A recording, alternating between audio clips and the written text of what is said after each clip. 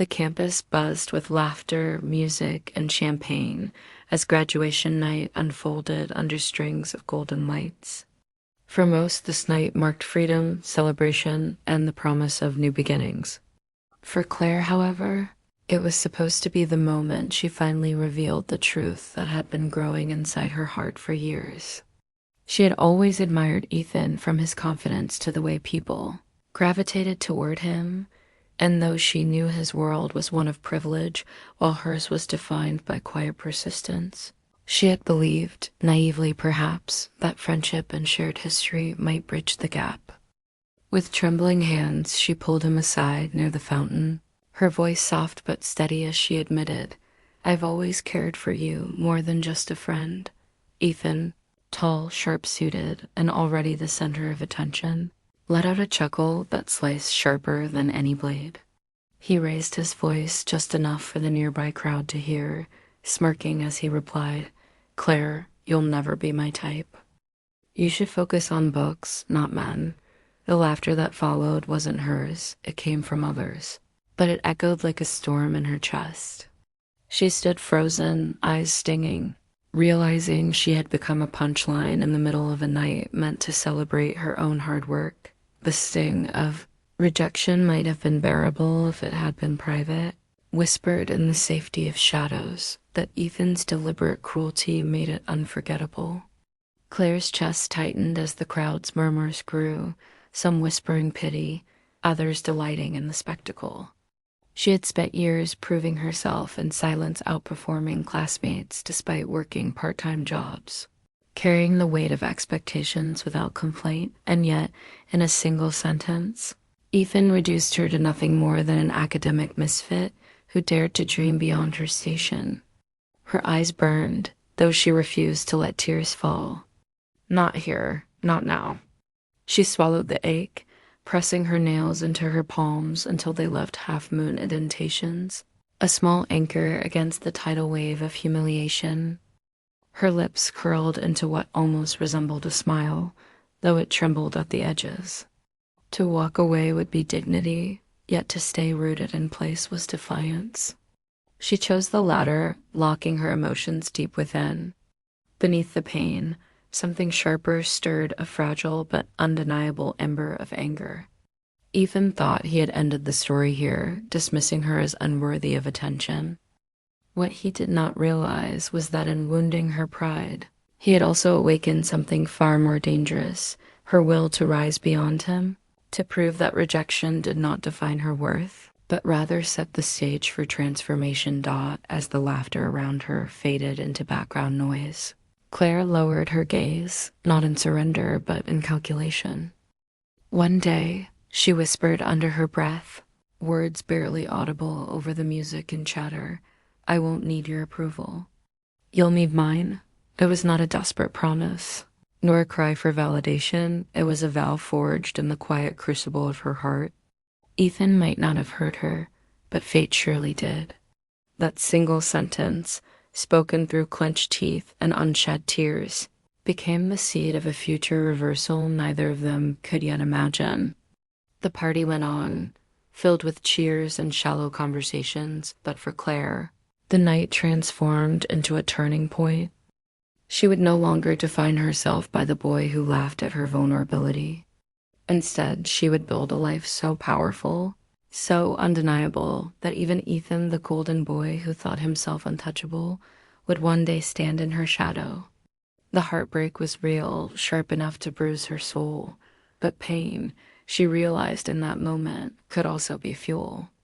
The audience watching this unfold would not only grieve for her humiliation, but also feel the tremor of her awakening, sensing that this story would not end with rejection. It would begin with it. Claire's story was never about ease. It was about survival and determination stitched together into a quiet resilience. Raised by a single mother who worked double shifts just to keep food on the table, Claire learned early that nothing came without sacrifice. While other kids had tutors, vacations, and spare time, she juggled textbooks with part-time jobs waiting tables, tutoring younger students, even working late nights at a grocery store to save for tuition. Every dollar mattered, every grade counted. She became known as the girl who never settled for second best, not because of arrogance, but because failure meant risking the dream that kept her going, building a life better than the one she was born into.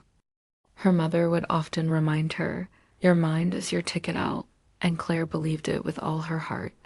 This relentless pursuit of excellence made her the top of her class in both high school and college, where she competed with students who never had to think twice about money or opportunity. What they took for granted, she fought for tooth and nail. Her ambition wasn't a shallow hunger for wealth or recognition. It was about proving that someone from her world could step into boardrooms dominated by legacies and privilege. The heartbreak from Ethan's rejection had once scarred her deeply, but even that wound became part of her drive. She promised herself she'd never again give someone the power to define her worth. Years later, Claire wasn't just surviving anymore. She was climbing, thriving, and earning her place in rooms where her presence could no longer be dismissed as background noise. She was now vice president of operations at one of the most powerful firms, and the city proof that discipline and grit could rewrite destiny. Ethan's story could not have been more different. Born into privilege, he had every advantage that Claire had to claw her way toward. His father, a commanding figure in the corporate world, built an empire from the ground up and envisioned Ethan as his natural successor. The problem was Ethan never felt the weight of responsibility. Life came too easily to him. Charm, good looks, and a magnetic personality carried him farther than effort ever did. Where Claire burned midnight oil, Ethan coasted on last-minute cramming, sliding by with barely passing grades, yet somehow always landing on his feet socially. Nights at clubs, expensive cars, and empty romances filled his 20s. He wasn't cruel at heart, but he was careless, treating people and opportunities alike as though they would always be waiting for him. This reckless confidence led to failed investments, soured friendships, and a reputation as the golden boy who wasted his shine. His father's disappointment grew year by year, each lecture sharper, each comparison to other successful young men cutting deeper into Ethan's pride. For a long time, Ethan ignored it, believing his safety net would always be there. But as his failures piled up and his charm began to lose its effect, cracks started to form. His father's patience finally snapped. Either Ethan proved himself with hard work, or he would be cut off completely. For the first time in his life, Ethan felt the cold edge of accountability. The easy path had vanished, and the doors he assumed would always open for him began to shut. The boy who once laughed at Claire for focusing on books now found himself desperate for stability, grasping at opportunities he once would have sneered at. Life had cornered him, and he was unprepared. The present found both of them on opposite ends of the spectrum. Claire ascending, Ethan stumbling.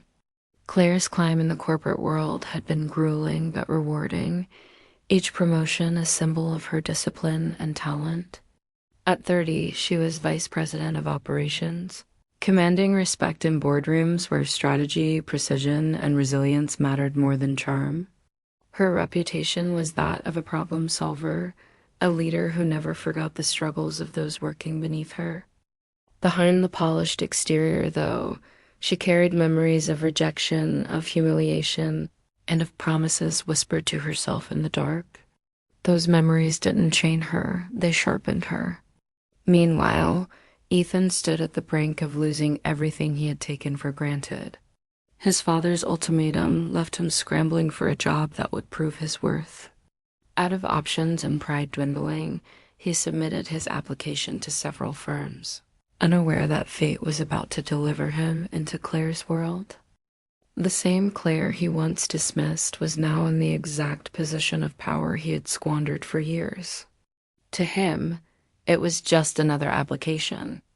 To her, it would soon be the collision of past and present, the arrogant boy turned desperate, man stepping into the office of the woman he once humiliated. For the audience, this setup heightens anticipation. The tables are not only turned, but fate has twisted the knife. Claire, who once whispered that he would need her approval, now held the pen that could decide Ethan's future. The stage is set not just for professional rivalry, but for an emotional reckoning years in the making. Their reunion wouldn't simply be a job interview. It would be the spark that reignited old wounds, unfinished promises, and the beginning of a dramatic reversal neither of them could avoid. The morning of the interview, Ethan walked into the glass tower with the same charm he had once relied on, though cracks showed beneath his polished exterior. His suit was expensive but wrinkled, his confidence rehearsed rather than natural. He believed, as he always had, that charisma would be enough. But when the conference room door opened and he locked eyes with Claire across the polished oak table, his practiced grin faltered. She sat poised, her presence commanding, her nameplate reading Vice President of Operations. For Ethan, the shock was visceral, like being thrown into cold water. Memories of that graduation night came rushing back uninvited. His mocking words, the laughter of onlookers, Claire's wounded eyes. Now she sat with other executives, her voice measured, her questions sharp but fair. She wasn't cruel, nor did she gloat, but the air between them buzzed with unspoken history. Ethan tried to summon his charm, spinning half-formed anecdotes and vague plans, but the cracks widened with every probing question. He had nothing concrete to show, no discipline to stand on. Claire listened, her pen tapping lightly, her expression professional but unreadable. In that moment, the tables turned. Ethan was no longer the boy adored. He was the man exposed. The audience would feel the weight of irony here, the once powerful golden boy fumbling under the gaze of the woman he dismissed. For Claire, it was vindication laced with restraint. For Ethan, it was humiliation without an escape hatch. Claire could have ended it there. The logical choice was clear. He wasn't qualified, his answers were shallow, and his history spoke of entitlement, not effort. The rest of the panel shifted uneasily, unconvinced of Ethan's value. Yet Claire, sitting at the head of the table, hesitated. Part of her wanted to watch him walk out, resume his free fall, and feel the sting of rejection the way she once did. But another part of her, the part shaped by hardship, by a mother who taught compassion even when the world was cruel, saw something else. Ethan wasn't arrogant in this room. He was desperate. His eyes, once glinting with untouchable confidence, carried a flicker of fear of someone who had been forced to confront failure for the first time. Against her instincts, against the echo of past humiliation, Claire spoke up. We can start him in a lower-level position. If he's serious about working, let him prove it there. The room fell silent before the panel reluctantly agreed. Ethan blinked, unsure whether to feel grateful or insulted, the weight of her decision pressing down on him. For Claire, it wasn't forgiveness, it was strategy. She believed in second chances, yes, but she also knew there was no better punishment than reality itself. Watching Ethan stripped of privilege, working under her command, would be a justice sharper than rejection. Her decision wasn't about kindness or cruelty alone. It was about control. When the offer was made, Ethan forced a smile, but shame burned beneath his skin. To work beneath Claire, the girl he had once humiliated, now transformed into a powerful executive, felt like being forced to swallow glass. Every instinct screamed to walk away, to cling to pride, but pride no longer paid his bills. He signed the papers, each stroke of the pen a reminder of his fall. Claire, watching from across the table, felt an odd mixture of emotions.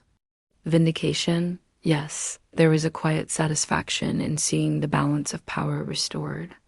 But beneath it lingered something else, more complicated, the echo of old wounds, the reminder that once upon a time she had cared deeply for him.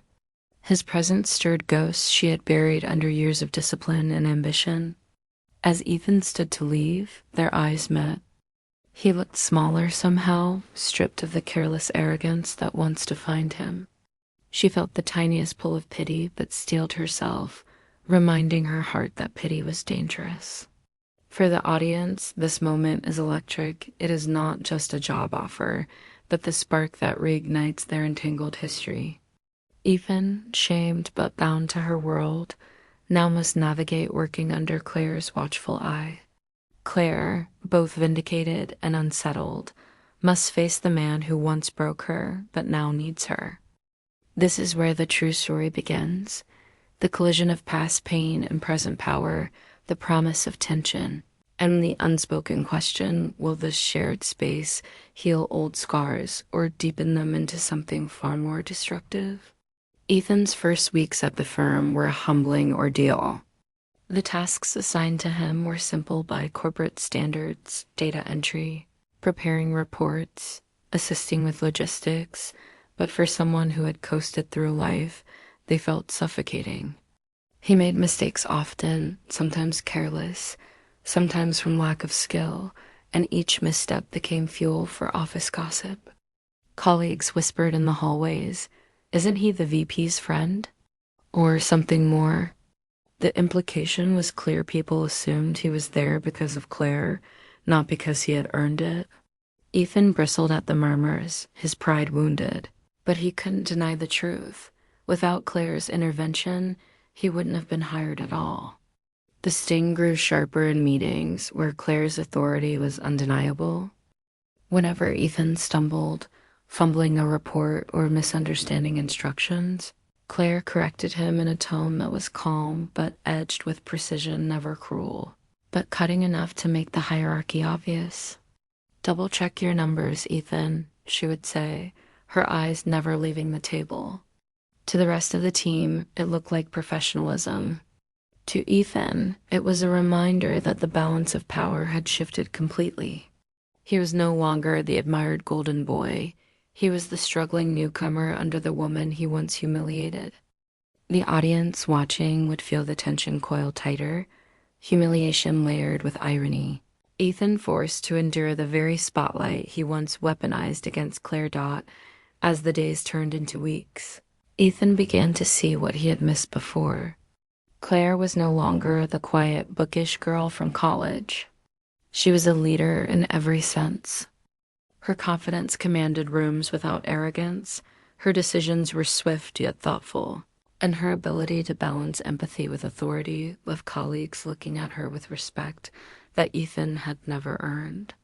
For the first time in his life, he saw brilliance not as something to mock or ignore, but as something magnetic, something he wished he had valued earlier. This shift in perception gnawed at him. The same woman he once dismissed as not his type now embodied everything he lacked: discipline, resilience, vision. Guilt simmered beneath his admiration, pushing him toward an overdue apology. One evening, after most of the office had left, he lingered by her desk, rehearsing his words, trying to bridge the years of silence and cruelty. But Claire, sensing his attempt, shut him down before he could begin. Without looking up from her computer, she said firmly, "Focus on the job. That's all that matters." Her tone was cool, professional, but beneath it, there was an unmistakable wall, a boundary she refused to let him cross. For Ethan, the rejection wasn't cruel. It was worse. It was indifference. She no longer gave him the emotional power to wound her. For Claire, keeping distance wasn't just about professionalism, it was survival. She had built her life on strength, and she couldn't risk letting the boy who once broke her defenses find a way in again. Yet, beneath the surface of professionalism and power struggles, something unexpected began to stir. Ethan found himself watching Claire in moments she wasn't looking: how she commanded meetings, how she treated interns with kindness, how her laugh, rare but genuine, softened the sharp edges of her leadership. What he once mocked as bookish now appeared luminous, magnetic. Admiration turned slowly into something deeper, something he didn't dare name yet. But with that admiration came jealousy. Each time he watched her receive praise from executives, each time he saw her succeed in the arena where he had failed, a storm brewed inside him. It wasn't the old arrogance, it was something more vulnerable. He wondered what his life might have been if he had recognized her worth back then. If he had chosen differently at that graduation party. The irony was brutal. The girl he dismissed now stood as a woman he could not ignore, someone who embodied both his regret and his longing. Claire, meanwhile, sensed the shift in his demeanor. His glances lingered longer, his silences grew heavier, but she refused to acknowledge them. To her, entertaining those feelings risked reopening wounds she had worked years to heal. She reminded herself daily, Ethan was just another employee, another responsibility. Yet in quieter moments, when she caught his gaze, or when his voice softened unexpectedly, something old and fragile stirred in her chest. The audience, witnessing this dance of unspoken emotions, would feel the rising tension not just as professional conflict, but as the beginning of a complex, dangerous pull between past scars and present desire. The stage was set for escalation, admiration turning to yearning, humiliation turning to growth, and the thin line between hate and longing beginning to blur. The turning point came with the firm's largest deal of the year, a multi-million-dollar merger that required flawless coordination and precise negotiations. Claire had spent months preparing, crafting strategies, and ensuring every detail was airtight. Ethan, eager to prove himself after weeks of struggling in her shadow, pushed to take on a critical component of the project. He wanted recognition, something to erase the whispers that he was only there because of Claire. But his ambition outran his preparation. In a bid to impress, Ethan bypassed standard protocols, making a rash decision during a client meeting offering concessions he wasn't authorized to give. The fallout was immediate. The clients hesitated, the trust painstakingly built over months wavered, and the entire deal teetered on collapse. Claire, alerted mid-meeting, stormed into the boardroom with her trademark composure, her voice steady but urgent. With quick thinking, she reframed the mistake, redirected the conversation, and salvaged the negotiation. The room applauded her brilliance, but the air thickened with unspoken tension. Everyone knew Ethan had nearly destroyed everything, and everyone saw Claire clean up the mess he left behind. For Ethan, it was a nightmare his desire to shine had instead cast a long, humiliating shadow. The boy who once laughed at Claire for focusing on books now stood exposed as reckless, careless, and incapable of rising to her level. The aftermath was brutal. Senior executives called an emergency debrief, and Ethan sat at the polished mahogany table, his palms slick with sweat. Claire entered, her heels clicking with authority, her expression unreadable.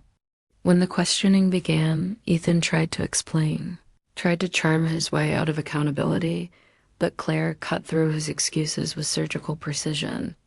Protocol exists for a reason, she said evenly, her gaze locked on him. A single careless move can cost this company millions.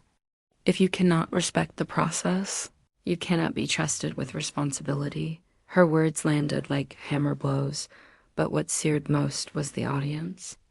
Every executive, every manager, watched as Ethan shrank under her scrutiny. The humiliation was a mirror of the night years ago when he had laughed at Claire in front of their peers.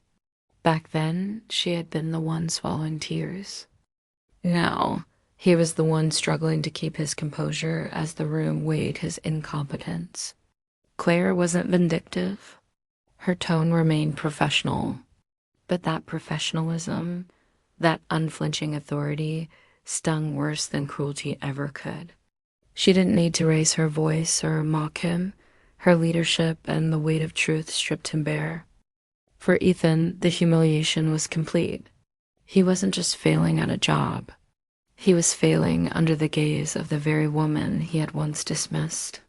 The irony was devastating, and the audience watching this scene would feel the reversal with visceral satisfaction, But the true devastation came later.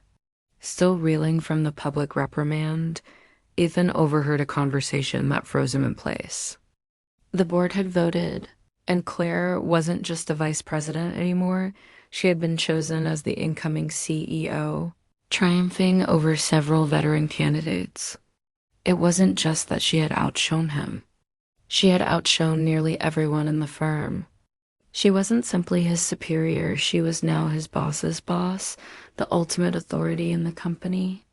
The realization hit Ethan with the weight of inevitability. Claire had become everything he once mocked her for dreaming of. She wasn't the quiet girl chasing books anymore, she was the leader of an empire, the standard by which others would be measured. For Claire, the moment was silent vindication. She didn't gloat, didn't seek him out to throw the news in his face. She didn't need to.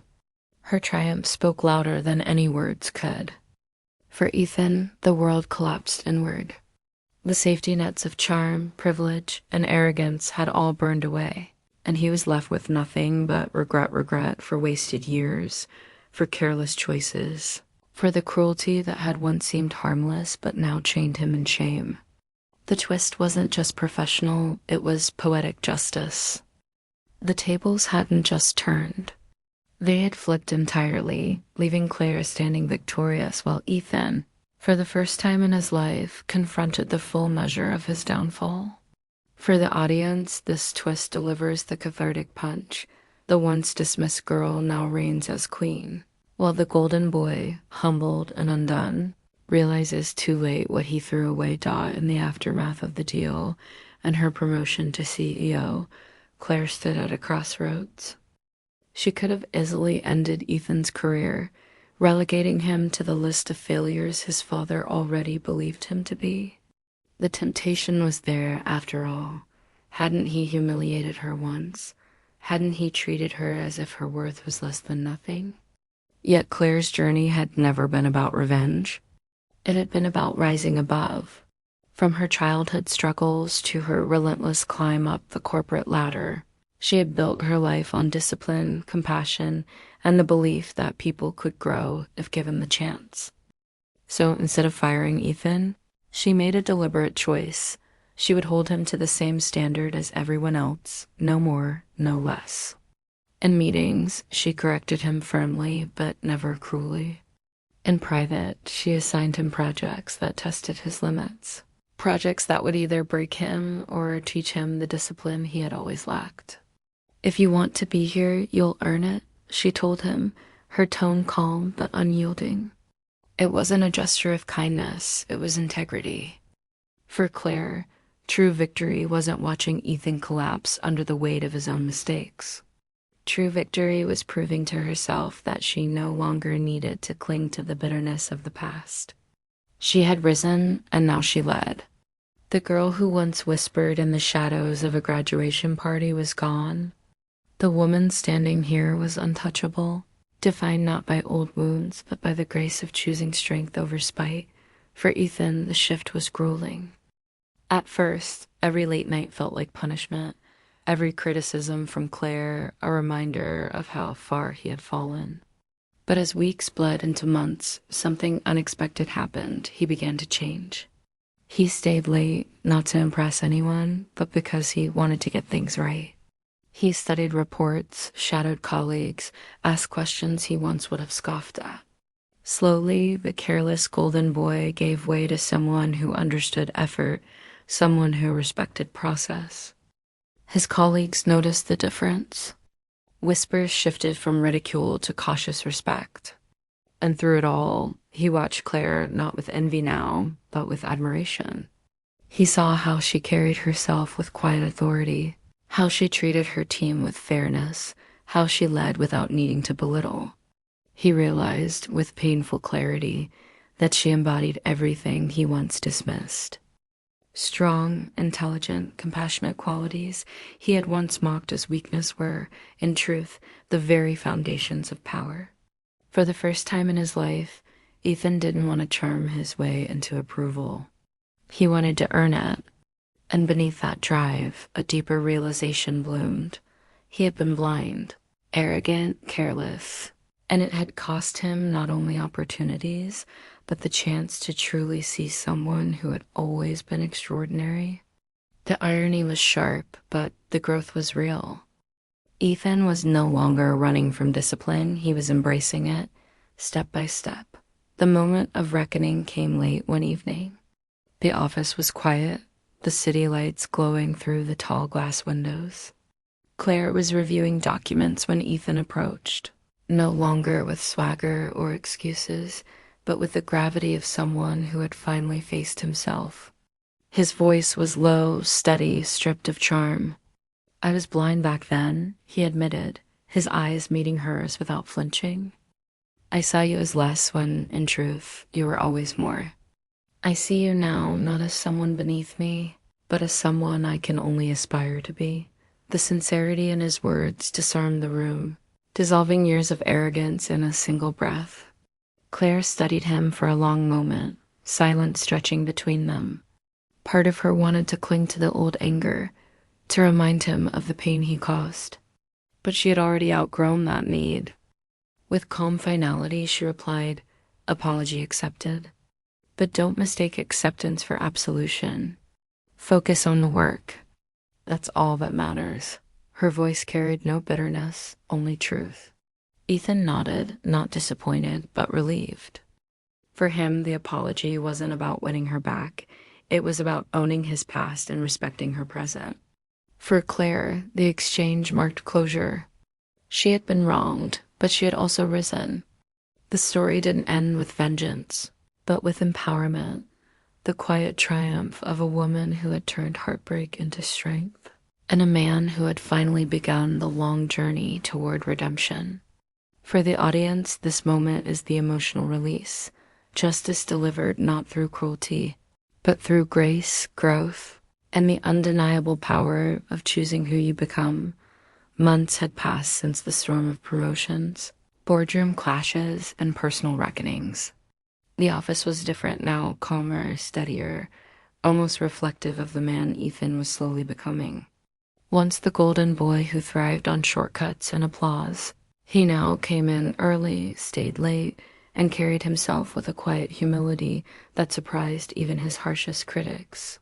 He wasn't perfect, but the arrogance was gone, replaced by something rarer, sincerity. His reports were cleaner, his presentations tighter, his willingness to listen genuine. He no longer sought to charm his way through meetings, but instead leaned into the discomfort of growth. And in that discomfort, he was learning discipline. Claire noticed, but only in passing. It wasn't her responsibility to nurture him anymore. Her focus was bigger, broader, rooted in the responsibilities of her new role.